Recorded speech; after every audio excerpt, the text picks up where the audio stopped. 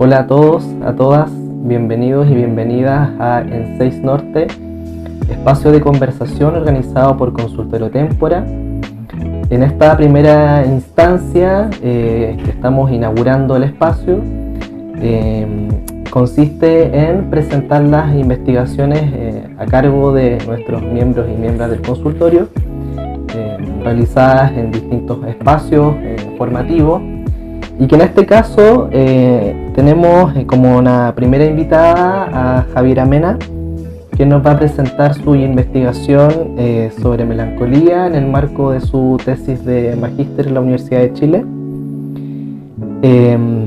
Entramos, yo creo que en temática. Javiera Mena es psicóloga del consultorio Témpora, ya magíster en psicología clínica de adultos, mención psicoanálisis por la Universidad de Chile. Y hoy día vamos a hablar un poco de su trabajo, de su investigación, titulada Experiencias terapéuticas y dificultades de tratamiento psicoanalítico de pacientes que presentaron fenómenos melancólicos desde la perspectiva del paciente y el terapeuta. Bueno, Javiera, entonces yo tengo algunas preguntas anotadas, de pronto vamos a ir conversando en torno a esas preguntas. Súper. Quizás como una primera cuestión, adelantarles que yo evidentemente leí el trabajo de Javiera, un trabajo que aún está inédito en el sentido de que aún no está publicado. Por ahí Javiera nos podrá contar un poco más de ese proceso. Y quizás yo tengo al menos 3 preguntas, y la primera de ellas tiene que ver con ¿por qué investigar la melancolía como un constructo psicopatológico hoy? ¿No? O quizás puntualizar, como tú denominas ahí, la experiencia melancólica, que fue una manera muy específica de nombrarla, ¿no? Como una experiencia melancólica. Entonces, en ese sentido me gustaría quizás que nos cuentes un poco por qué te interesó ese tema y qué te lleva también a nombrarla de esa manera, ¿no? A la luz de quizás los problemas psicopatológicos de hoy, y cómo algo de ese constructo también se va ido, digamos, mutando, ha ido cambiando a lo largo del tiempo. Súper. Partir como con la idea de que la melancolía es un concepto rescatado de la psiquiatría, ¿sí? Data de muchos años atrás, ¿sí? Con la teoría de los humores, ¿sí? Se hablaba de el humor flemático, el humor colérico, el humor melancólico. Es un concepto que, además de la psiquiatría, también es un concepto que tiene un lugar muy filosófico. Y de hecho es bien interesante porque en el fondo la melancolía como concepto empezó a perder lugar en la psiquiatría, e incluso psicopatólogos lo trataron de eliminar en el fondo, y ahí empieza a desplazarse por distintos nombres, por ejemplo la psicosis maníaco-depresiva. Actualmente de hecho en el DSM no se encuentra, solamente está como un especificador del trastorno depresivo. Sin embargo es el psicoanálisis que mantiene la nominación de melancolía. El motivo por qué en el discurso científico psiquiátrico se ha ido como desapareciendo el concepto es por críticas, por ejemplo, y que el concepto se ha romantizado. Se ha hecho uso de filósofos, poetas, cineastas. En el fondo el concepto empezó a teñirse con connotaciones poéticas, y empezó a desplazarse a algo netamente psiquiátrico. Sin embargo, el psicoanálisis es una disciplina actual que se usa como el lenguaje. ¿Y por qué me interesó? Aquí voy a citar un libro que yo leí para hacer mi marco, que es La memoria de las cosas de Aceituno, la profesora de la Universidad de Chile, que hay un artículo que él escribió que hablaba de las nuevas enfermedades del alma. ¿Sí? Y de hecho hay otros autores como Julia Kristeva que también se toma de este concepto para apelar a sintomatología o elementos clínicos en sí, fenómenos que escapan de una lógica, por ejemplo, freudiana de la neurosis, ¿sí? Donde prevalece, por ejemplo, el ánimo por sobre, por ejemplo, la representación, el símbolo, que en el fondo, como tomando el concepto de neurosis de Freud, tiene que ver, se ve la neurosis y los fenómenos en el lenguaje. Entonces, en las nuevas enfermedades del alma es más bien afectaciones o malestares que el lenguaje no logra capturarlo, y entonces aparece solamente el afecto. Como también se apela a las nuevas enfermedades del alma como aquellos malestares que incluso pudiesen estar por fuera del Edipo, ¿sí? Como que en el fondo se podrían nominar a nuevos afectos que tal vez la teoría queda un poco corta y tiene que volver a pensarse a sí misma. Bueno, no sé, desde ese elemento pensé a la idea de investigar qué sería la melancolía en la clínica actual, también considerando en el aumento, yo lo vi en la pandemia, no sé si tú, Lorenzo, lo has visto, el aumento del diagnóstico de bipolaridad, ¿sí? Y sobre todo el aumento en la pandemia de perturbaciones del ánimo, muchos pacientes que están deprimidos y depresiones que son bien resistentes a tratamiento, que se prolongan en el tiempo. Entonces pensé, claro, como tal vez podríamos pensar qué sería este concepto en la actualidad. Y claro, y ahí cuando yo me hablo de hecho, ¿por qué yo hablo de fenómenos melancólicos y no de melancolía?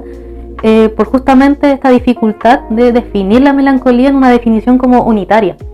Como quiero decir que no se puede definir en un solo concepto qué sería la melancolía, porque abarca muchos fenómenos clínicos, ya sea la alteración de la imagen, la alteración del deseo. Son pacientes que son muy difíciles de pesquisar con vestigios de deseo, donde está la libido puesta en estos pacientes. Claro, hay también otra autora bien interesante que estudia la melancolía, que es Lambot. Bueno, y plantea justamente como descriptivamente fenómenos estéticos de la melancolía. Por ejemplo, pacientes que describen la realidad planísima, sin ningún relieve, ¿sí?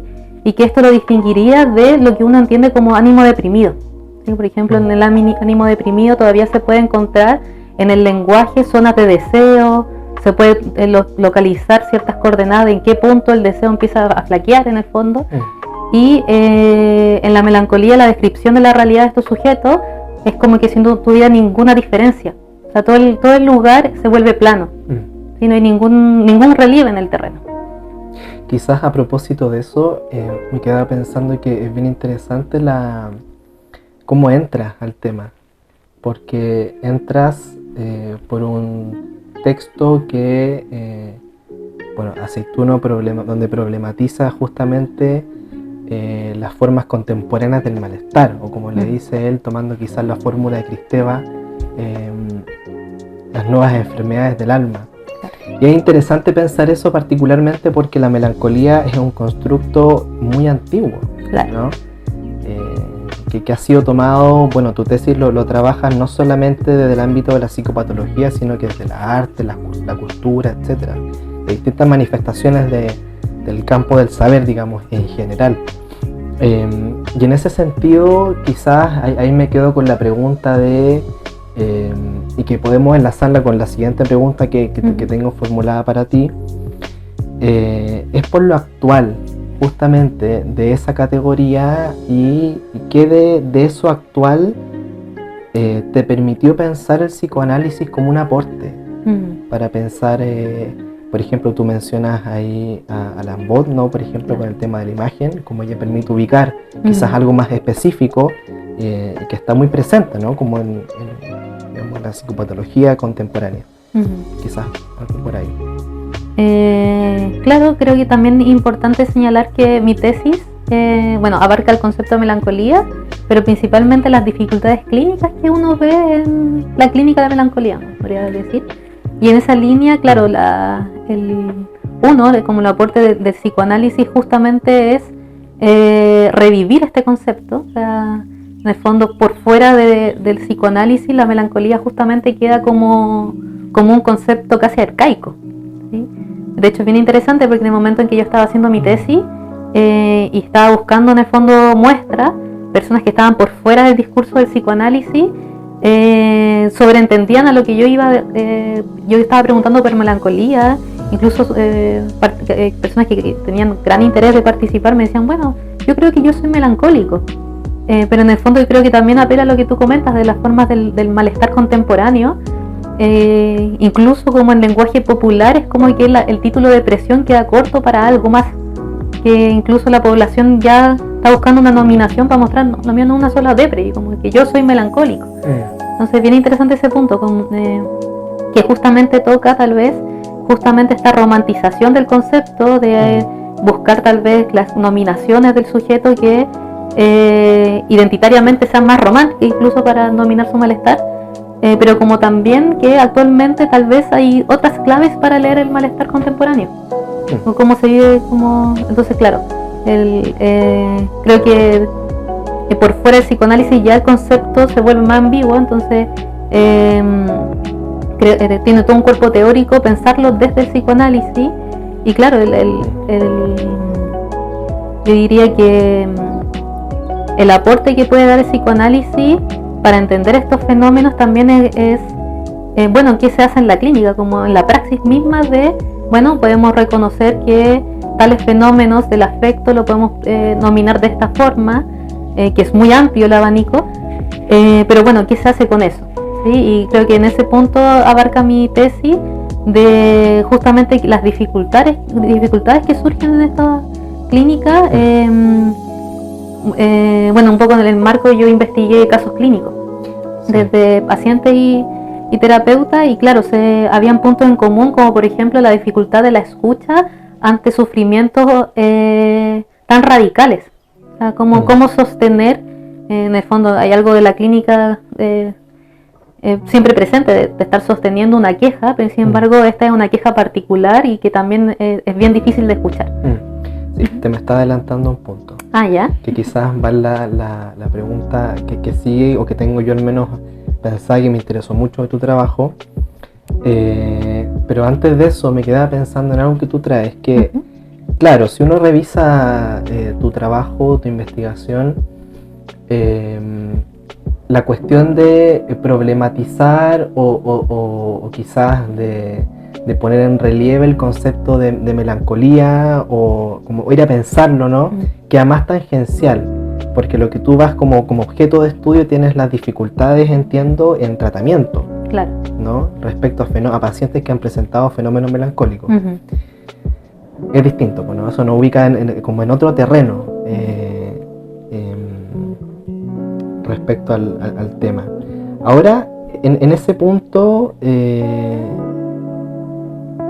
¿cómo fue? Quizás me interesa eso. ¿Cómo viste tú en tu trabajo, en este trabajo con pacientes y con terapeutas, que era nombrado justamente el constructo de melancolía? ¿Tú por ahí algo avanzas en esa pregunta?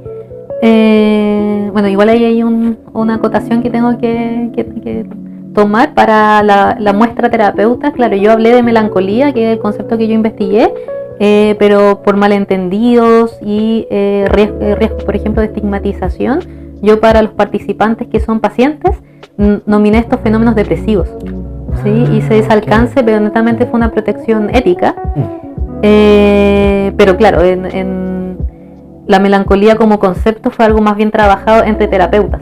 ¿Sí? Que estamos entendiendo, porque en el fondo el diagnóstico en el psicoanálisis igual opera así, que en el fondo más que nosotros encontrar como en sí mismo la definición de neurosis, psicosis, melancolía, en el fondo son constructos que nosotros nos apoyamos para pensar como los tratamientos.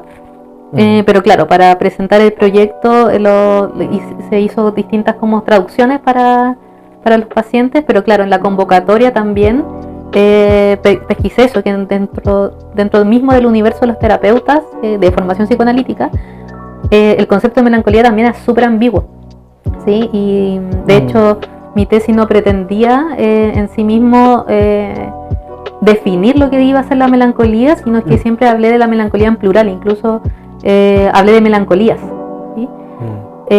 Justamente porque está una dificultad de definir, depende de la posición epistemológica que se cuente el terapeuta. Sin embargo, también hay distintos puntos de encuentro epistemológicos, terapeutas que se posicionan de una forma más lacaniana, que en el fondo ahí es más radical la posición, esto es una psicosis, por ejemplo, psicosis, claro. como también punto en común con terapeutas que pensaban como Lambot, por ejemplo, que Lambot su tesis es que esto es una neurosis narcisista. Quizá un poco más cercano a Freud. Claro, más cercano, de hecho se basa desde Freud. Y ahí hay otros autores argentinos, por ejemplo, que postulan, bueno, esto debe ser una entidad clínica particular, como pensarlo como un constructo fuera de las lógicas de la estructura o armar como una cuarta estructura. Pero claro, en el fondo lo interesante de este punto es que hay distintas como abordajes epistemológicos de lo que sería la melancolía dentro del psicoanálisis. O sea, además que dentro de la psiquiatría no es unívoca la definición, lo mismo pasa desde el psicoanálisis, como hay muchas definiciones heterogéneas de lo que podría ser la melancolía. Y entonces la apuesta que hice en mi tesis fue más bien, bueno, independiente de la posición epistemológica, hay ciertas direcciones en comunes a la hora de la clínica. Como que tuviera más que ver con los usos. Exacto. ¿No?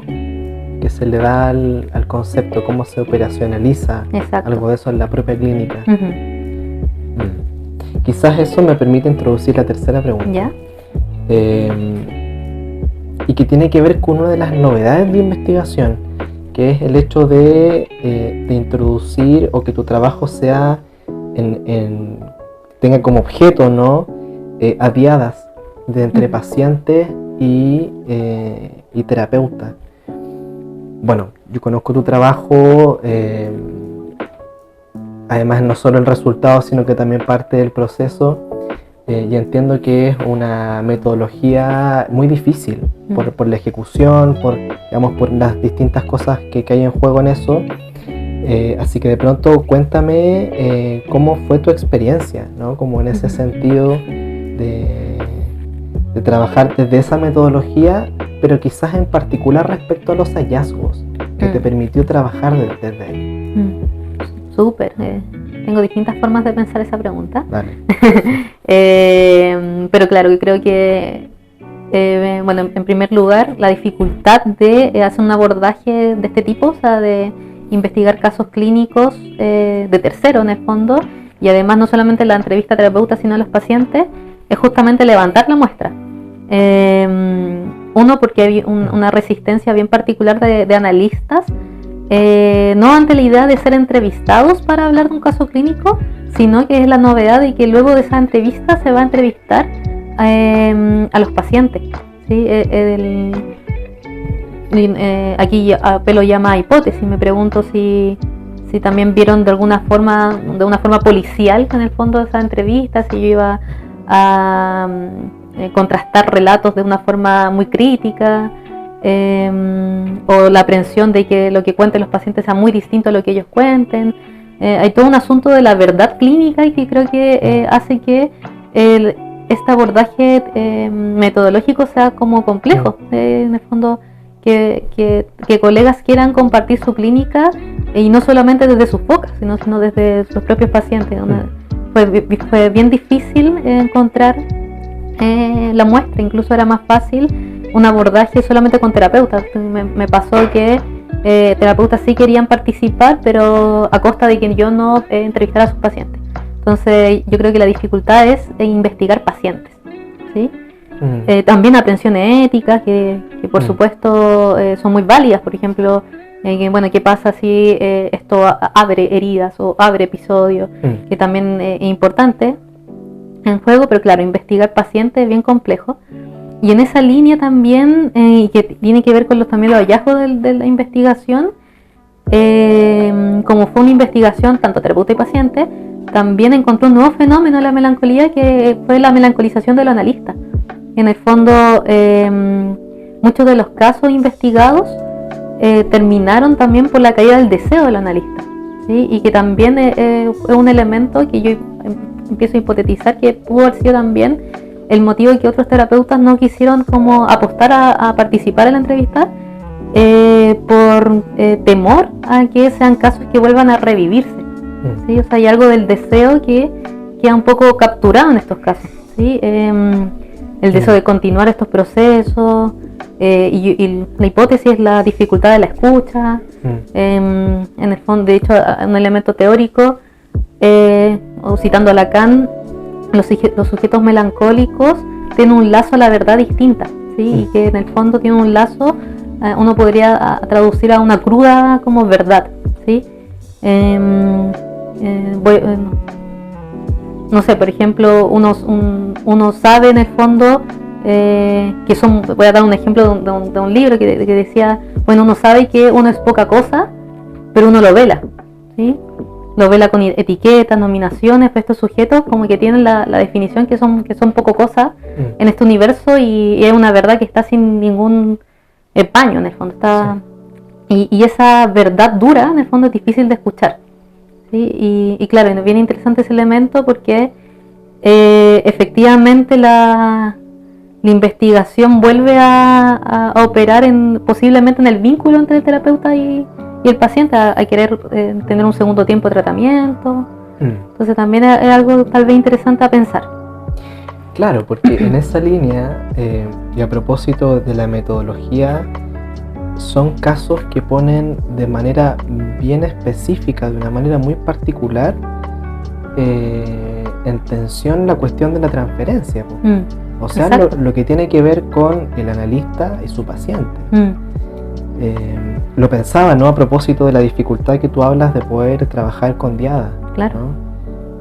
Que quizás sea distinto, ¿no? Como de trabajarlo en casos de neurosis, por ejemplo, donde, claro, el lugar de transferencia, por cierto, tiene un lugar muy importante, pero pareciera ser que acá es central, claro, ¿no? Con lo que tú te encontraste. Por supuesto, la transferencia en estos casos en particular tienen un lugar bien importante, porque en el fondo esta es una clínica donde hay que hacer una especie de suplencia al deseo. Entonces, el deseo del analista y el interés por el tratamiento es algo que está muy en juego. En las muestras se veía cómo los casos empezaban a flaquear un poco en el momento que son sujetos además que son bien sensibles a pesquisar en el fondo el desamor, ¿sí? Uno podría pensar que teóricamente por un desamor original que vivió estos sujetos, cualquier señal de desinterés, caída del deseo, los casos van a caer. En el fondo es justamente una clínica, la voy a titular como casi amorosa. En el fondo tiene que estar eso en juego, mucho más explícito tal vez que en una clínica que entre comillas podemos llamar de neurosis, por ejemplo. Donde uno podría quizás ir a tensionar mucho más esa transferencia. Exacto, ¿no? Por supuesto. De hecho, en los relatos que yo armé en base a los entrevistados, justamente los hitos más significativos de los tratamientos con estos sujetos eran aquellos donde los analistas hacían una puesta en acto de disponibilidad, ¿sí? o actos de presencia, mejor dicho, ¿sí? Que justamente eran los movimientos que mayor efectos tenían estos sujetos. Claro, y muestra eso, que en el fondo hay una condición de desamor y ausencia del otro bien importante en los sujetos melancolizados. Y sobre eso, yo creo que con esto vamos a ir cerrando. Tú mencionas a propósito de trabajar justamente o puntualizar este punto, digamos, valga la redundancia, la presencia simbólica y real del analista. No sé si nos pudieras avanzar un poco más en esa idea a propósito de con lo que te encuentras. Súper.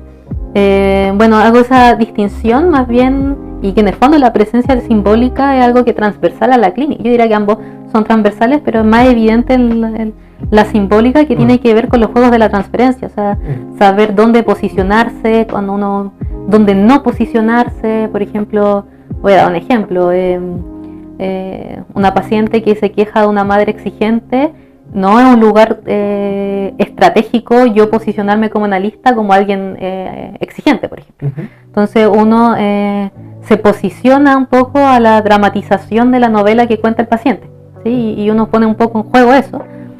Y ahí en el fondo apelando a la presencia simbólica, uno en el elemento de convocar el supuesto saber, pero también saber en qué lugares rectificar sí y qué no. O sea, hay lugares donde uno va a tapar el despliegue del discurso y otros lugares que son más facilitadores para el despliegue del discurso del paciente, y ahí uno podría pensar que es formas de imaginaria y simbólica de la presencia del analista, pero por otro lado, que en el fondo tiene que ver con justamente esto más amoroso de la clínica melancólica, la melancolía, perdón, que es lo real del analista, que bueno, que opera igual transversalmente en los casos, pero por eso también apelo a melancolización, o sea, perturbación en el afecto y en el deseo puede darse transversalmente, acaso estructuralmente me refiero. Claro, justamente lo real es cuando opera, por ejemplo, el mismo cuerpo del analista, la materialidad de la escena, por ejemplo. ¿Como en acto? En acto, exacto. Momentos en que incluso hay que parar la sesión, poner en acto el cuerpo, te traigo un vaso de agua. Justamente eso, ofrecer disponibilidad, sabes que me quedé preocupado. Si te pasa esto nuevamente, llámame. Yo te voy a contestar cuando tenga disponibilidad, por ejemplo. Claro, en el fondo actos reales para una caída también real del sujeto, en el fondo, que también opera eso en la melancolía, si es que son casos donde el velo no funciona o cae simplemente. Qué interesante ese punto, ¿no? Como para poder ir a abrir y ubicar también esas mismas coordenadas en este tipo de clínica nueva respecto a que tampoco se ha llamado así, digamos, últimamente. O sea, respecto a la clínica de la neurosis, han habido muchísimos trabajos que amplían también esta idea del dispositivo, o lo que se ha venido trabajando respecto a la neutralidad, por ejemplo, ¿no? Claro. Pero la dimensión del acto en psicoanálisis tiene un estatuto bien específico, y parece que acá en estos casos claro, es algo importante, ¿no? Claro. Bueno, Javiera, no sé si quisieras comentar algo más. Tal vez justamente ese punto de que tal vez hay que pensar más el concepto de neutralidad, que uno lo puede pensar justamente en una frialdad de las pasiones del analista, cuando la neutralidad tiene que ver también con justamente saber cómo posicionarse con un paciente. ¿Sí? Que en el fondo una neutralidad con un paciente o un sujeto va a ser muy distinta a la neutralidad que va a estar en juego con otro. ¿Sí? O sea, no es una posición que se da de antemano de un paciente. Quizás hasta incluso más cercano a Freud, esa misma idea, ¿no? Pues. Sí. Bueno, tema para discutir.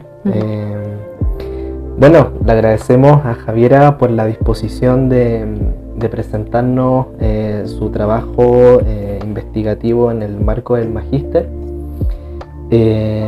Las dejamos invitados e invitadas a eventualmente a leer tu trabajo. No sé si va a estar disponible. Prontamente. Prontamente, no, ahí no tengo tantas coordenadas de cuándo se estaría ya pública en la biblioteca de la Universidad de Chile. En el repositorio de la Universidad de Chile. Sí, yo creo que me tienen que avisar y ahí yo me enteraría, porque la verdad es que no hay noticias de ello. Ya. Bueno, por lo pronto tienen este material, quizás algunas ideas y coordenadas que aparecieron en esta entrevista. Y bueno, las dejamos invitadas a la siguiente instancia que tengamos en este marco de entrevistas a miembros del consultorio respecto a sus propias investigaciones. Eso, hasta pronto.